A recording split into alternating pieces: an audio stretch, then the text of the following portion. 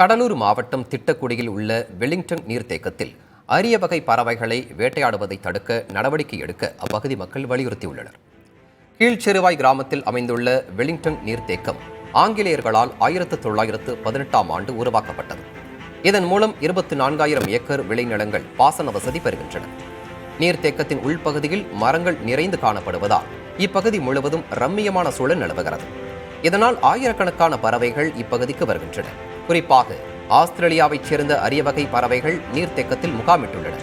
இந்நிலையில் அதிகாலை மற்றும் இரவு நேரங்களில் சிலர் பறவைகளை வேட்டையாடி வருவதாக அப்பகுதி மக்கள் குற்றம் சாட்டியுள்ளனர்.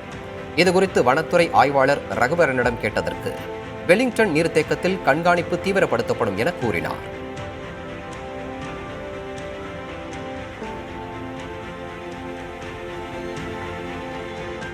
பல வகையான பறவைகள் இங்கே இருக்குது. அபூர்வமான பறவைகள் கிட்டத்தட்ட நாங்களாம் சின்ன வேடந்தாங்கல்னு சொல்லுவோம். நாங்கள் எங்கள் மாவட்டத்தில் இருக்கிறதால இதை பார்த்தீங்கன்னாக்கா இந்த பறவைகளை, இந்த அரிய வகை பறவைகளை சமூக விரோதிகள் வேட்டையாடிட்டு போகிறாங்க.